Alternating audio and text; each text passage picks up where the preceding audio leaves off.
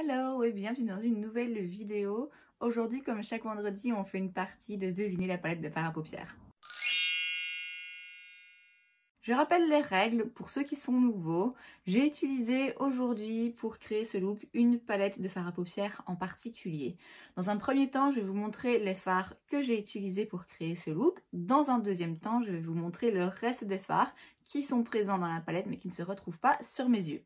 Le but est pour vous de trouver le plus rapidement possible de quelle palette il s'agit. J'ai donc utilisé 7 fards, 5 fards mat et 2 fards lumineux.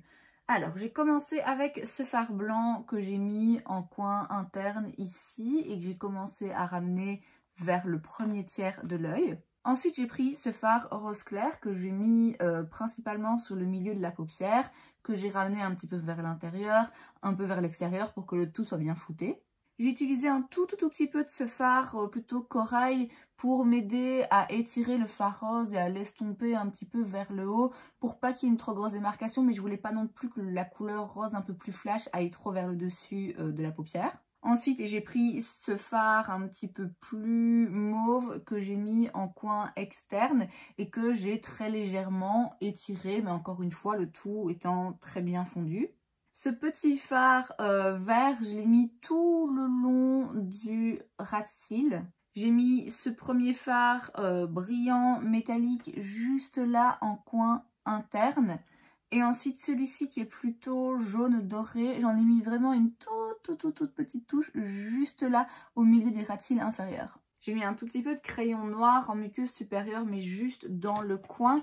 J'ai fait un trait de liner liquide, mais pareil, je me suis concentrée sur l'aile et sur le coin externe. J'ai pas fait le trait tout le long de mes cils. Et j'ai aussi utilisé ce crayon de chez Urban Decay, c'est dans la teinte Freak, que j'ai mis du coup en muqueuse inférieure pour rappeler le vert du fard. Et voilà le reste des fards qui sont présents dans la palette. Donc vous avez 3 autres fards mat et 6 autres fards lumineux. Vous avez donc là la palette dans son intégralité. Il y a donc 16 fards, 8 fards mat et 8 fards métalliques. On est clairement sur une palette pastel. Les fards mat sont quand même pas mal pigmentés, mais voilà, je vous le dis, c'est une palette pastel, donc ça va pas être non plus des fards qui ressortent le plus en fonction de votre carnation. Et les fards métalliques, vous le voyez, il y en a quand même qui ont des très jolis reflets.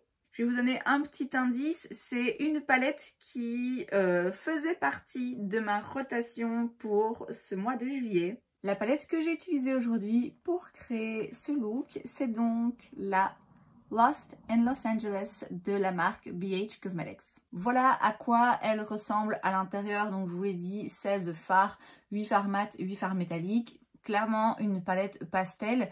Une palette qui, c'est vrai, part un petit peu dans tous les sens. J'ai pas forcément toujours besoin que les fards soient rangés de façon très stricte, vous voyez, avec un espèce de dégradé de couleurs, ou alors les mats d'un côté et les métalliques de l'autre. Mais c'est vrai que ici, le fait qu'il y ait tellement de couleurs très différentes, dans différents finis, dans différentes intensités dans les lumineux et tout, j'ai un peu plus de mal à m'y retrouver. Et pour le coup, ce serait assez sympa si les fards étaient rangés différemment. C'est une jolie palette, c'est une palette pastel qui est assez intéressante, dans laquelle il y a vraiment des teintes que j'ai du mal à trouver ailleurs. En tout cas, j'ai l'impression que j'ai pas forcément ailleurs et que je trouve assez intéressantes et différentes. Mais ça a les défauts de base d'une palette pastel qui sont principalement le fait qu'il n'y a pas vraiment de profondeur. Tous les fards sont relativement de la même intensité, vous n'allez pas avoir un fard pour foncer le coin externe par exemple. Ce qui est intéressant, je trouve, avec cette palette, c'est qu'il y a moyen de faire quand même pas mal de combinaisons de couleurs différentes. Parce que je vous l'ai dit, ça part quand même un petit peu dans tous les sens. Je ne peux pas dire qu'il y ait une réelle cohésion dans l'harmonie de couleurs et qu'il y ait vraiment tout de suite des combinaisons de couleurs qui me viennent en tête. J'ai déjà utilisé une ou deux fois, une fois juste pour une ou l'autre petite teinte comme ça en complément d'une autre palette. Et aussi je pense que j'ai fait un look avec plutôt ces teintes corail et les teintes mauve. Donc il y a évidemment le moyen de faire des looks différents.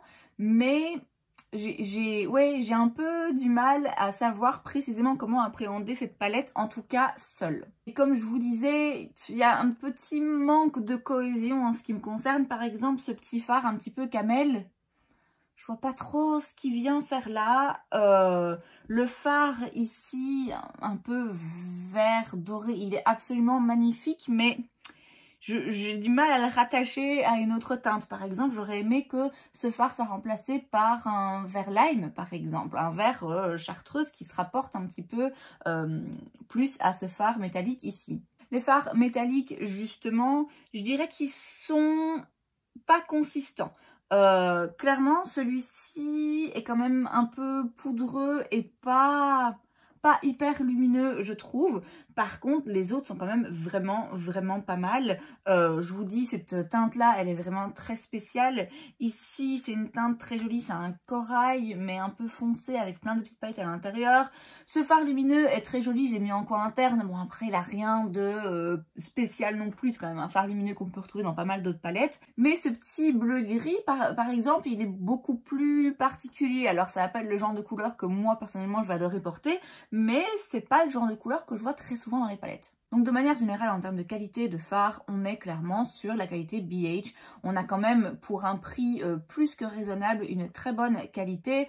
Les fards mat sont jolis, ils se travaillent facilement, ils sont pigmentés, tout en gardant en tête encore une fois que c'est des fards pastels. Donc le but n'est pas que ce soit des pigments hyper flash et hyper intenses. Les fards métalliques, certains se travaillent mieux que d'autres. De manière générale, comme tous les fards métalliques, c'est toujours beaucoup plus facile à travailler si vous humidifiez votre pinceau, parce que sinon il y en a qui sont un petit peu poudreux quand même. Je vous l'ai dit, celui-ci je suis pas forcément fan, pourtant j'aime beaucoup la couleur, mais bon, c'est pas le fard métallique le plus joli que j'ai vu. Moi néanmoins aujourd'hui, les deux petits fards métalliques que j'ai utilisés, je les ai utilisés avec un petit pinceau boule, sans l'humidifier avant. Or, je trouve que ça se voit quand même. Donc qualité correcte, harmonie de couleurs, je vous l'ai dit, il y a un ou deux petits couacs pour moi, j'ai du mal à m'y retrouver, mais il y a quand même pas mal de couleurs que j'ai pas forcément ailleurs, et c'est une jolie palette pastel. Je pense que c'est plus le genre de palette avec laquelle soit je fais un look plutôt monochromatique où je vais juste mettre un petit peu de corail et puis un fard lumineux, ou alors le genre de palette que je vais utiliser pour avoir l'une ou l'autre teinte bien particulière, mais que je vais utiliser en combinaison du coup avec d'autres palettes. Soit une palette avec laquelle je peux approfondir un petit peu le look, soit une palette dans laquelle il y a d'autres couleurs qui me permettent d'associer plus de couleurs entre elles. Les palettes BH Cosmetics, elles sont disponibles sur Beauty Bay. Elles doivent toujours l'être, je pense. J'en ai quelques-unes, surtout ici de la Travel Series. Elles sont vraiment bien. Donc n'hésitez pas à aller jeter un œil. Et c'est donc tout pour cette vidéo. J'espère que ça vous a plu. Si c'est le cas, n'hésitez pas à laisser un like. Vous pouvez aussi vous abonner à ma chaîne parce que c'est gratuit, donc pourquoi pas. Et moi, je vous dis à la prochaine fois. Bye!